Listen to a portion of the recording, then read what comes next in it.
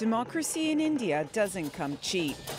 Elections are a costly affair, and now under a new law, political parties can receive donations from Indians living abroad or through foreign companies with subsidiaries in the country. The new legislation also spares political parties from being investigated for foreign donations received in past election campaigns. That frees India's two major parties, the ruling BJP and the opposition Congress Party, from the fallout of a court ruling in 2014 that found them guilty of breaking rules on foreign funding.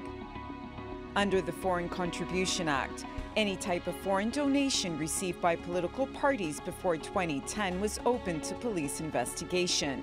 But the court says both parties had accepted donations from a British mining company called Vedanta between 2004 and 2012.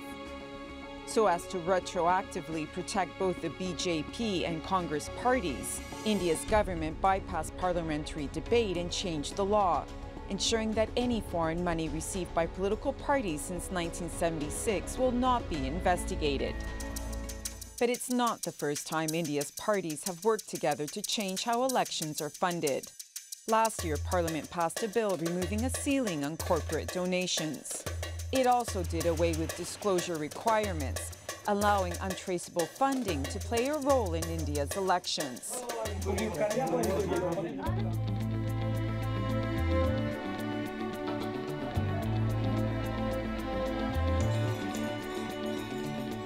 The world's largest democracy spent more than $5 billion on political campaigning for the 2014 parliamentary elections.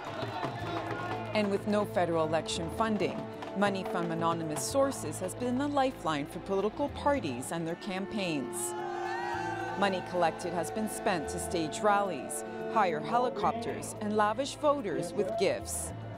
The two major parties have garnered most of the political funding, largely through corporate donations.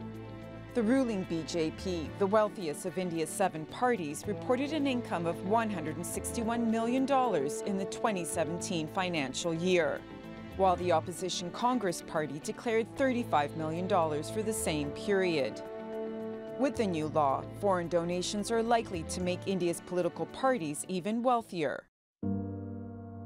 But the government's pardon for foreign cash coming into India has not been applied across the board. More than 20,000 non-governmental organizations in India, among them Greenpeace, have lost licenses to receive international funding. NGOs say the crackdown is aimed at silencing advocacy groups that campaign against the government's policies on industry and the environment. The government says aid groups violated the law for not disclosing donation details. Transparency of political funding, even domestic funding, is already a problem in India. And many fear the latest changes to the electoral law will only make Indian politics more shadowy and vulnerable to foreign influence. Christine Pirovolakis, The Newsmakers.